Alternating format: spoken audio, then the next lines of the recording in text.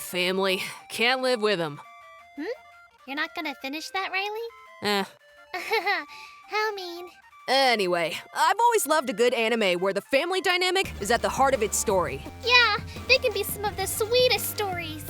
Or, based on today's example, some of the absolute most insane. Hope you're ready to tune in. She's Rila. She's Riley. And you're watching Bullet-toon!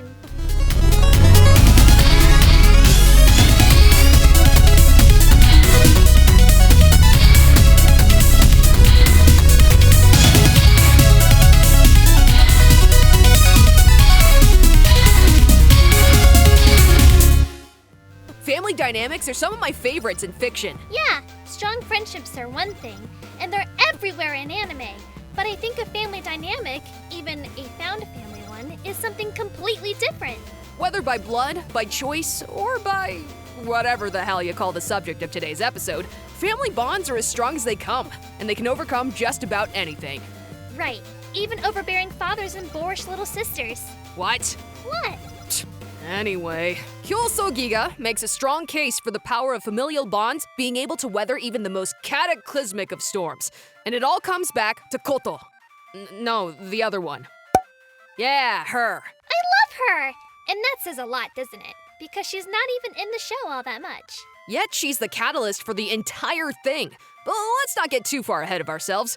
In order to understand exactly what makes Lady Koto the backbone of the show, first you need to understand her wacky, zany, totally insane family. But are they really all that insane? If you ask me, they're actually totally normal. Rila. Okay, maybe not totally normal, but that comes with the territory. Well, it's not untrue, I guess. A couple episodes back, we compared flip-flappers to the isekai genre. And as weird as that show is, it ain't got nothing on Kyousougiga. That's to be expected. After all, this show isn't just an isekai.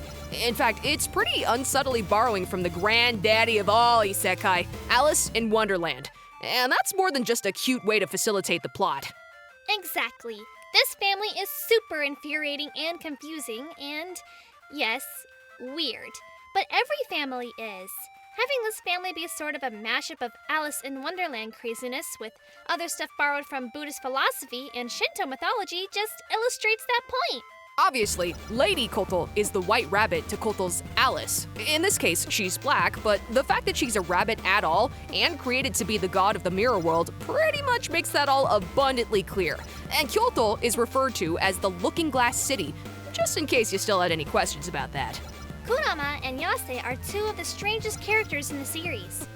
Kurama is a Buddha with his mind fixed on the future, while Yase is a demon who's forever stuck in the past. Being a Buddha, Kurama doesn't grow attached to things, but Yase is the exact opposite, with an extreme problem of letting go of things. Bonus points go to the fact that Yase is designed to look like an archetypal English doll, representing that more Western ideology. It's a nice touch, all things considered. But the last character to really focus on among the siblings is Yakushimaru. He's the most normal one there, because he's human, or was. He was orphaned by war and tragically took his own life afterwards, but Inari brought him back and adopted him. The three of them all bicker. A lot. It's a wonder they don't get tired of it. You're one to talk. Silly Riley. Bickering implies both sides are putting up a fight. Say what? Oh, I'll give you a fight, you bubbly little troll doll! Such a bully, Riley! Must you be so cruel? How barbaric! But are you... come off it! So it's really interesting seeing how all the siblings interact and deal with the situation around their parents. Oh, and now she ignores me. Okay, I see how it is. They all handle their parents' disappearances differently. Yase is stuck in the past so much that she preserves everything from their days as a happy family. And I do mean everything. Kurama focuses on the future and advancing things, but it's actually also he can reunite his family. And Yakushimaru spirals back into his depression. It's in seeing all of this, as well as experiencing Koto's journey and Inari's plan, that you really begin to understand the impact that Lady Koto had on all of them, but especially with Yakushimaru. Lady Koto was the one who helped him overcome the pain of losing his original family. Well, Inari sure as hell wasn't gonna do it. That's so true, it's sad. Then why the hell are you laughing? But that love is something that stretches back to the very beginning of the character. After all, just look at the reason she exists in the first place. Yeah, I guess in a downright bizarre but ultimately pretty sweet turn for the mythological, the black rabbit that Inari drew was lent the body of a Buddha in order to express her love for him and help him to experience that same wonderful feeling. That was the arrangement and why her time was limited to begin with. Koto's desire to share her love was the start of all this. As selfish as the original act was, there was also a selfish edge to it all. But one I don't think anyone could blame her for, or even condemn. A desire to just be with those she cherished most. Even in defiance of the heavens themselves. At the end of the day, Lady Koto's deep love for her family was the thing that ultimately pulled them all together. From Yase's treasuring the past to Kurama's attempts at looking to a future where the family could be reunited. And Inari knew this. That's why, at the crux of it, his plan was based around the idea of the family finally being allowed to reunite, even if it meant he wasn't part of the equation.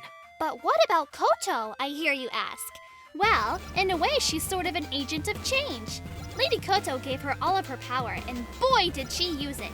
You could make the argument that Koto was Lady Koto's greatest act of love, something of an ultimate self-sacrifice. She gave up all of her power to Koto, which made it nigh impossible for her to sustain her form. And why? Why else? To go and live with her family as a sort of gift. A last act to share her love with them. And it worked! After all, Koto was the one who pulled Yakushimaru out of his own head, and she was the one who dragged Inari back into reality. Everything ultimately all worked out, even as the universe was being pulled apart. Why? Because the ties that bound this family together, the downright transient extents of Lady Koto's love for them all, were just that strong. These people all get on one another's nerves to no end. From Kurama throwing out Yase's doll to Koto causing trouble for Yakushimaru. Every step up the way. But at the end of the day, they're family. They're always gonna be there for each other. And that's the crux of this series, the very thing that I think Koto represents. She was there even when she physically couldn't be, and they returned that favor 1,000-fold. Families like that, right? Sometimes it's nice to have a violent little sister around. That's it! Listen here, you little— They're super fun to tease. I mean, how can they not be? Their reactions are so funny. Oi! I'm talking to you! But they still always show up when you need them and don't let you get bullied. Even when they're mad at you. That's them.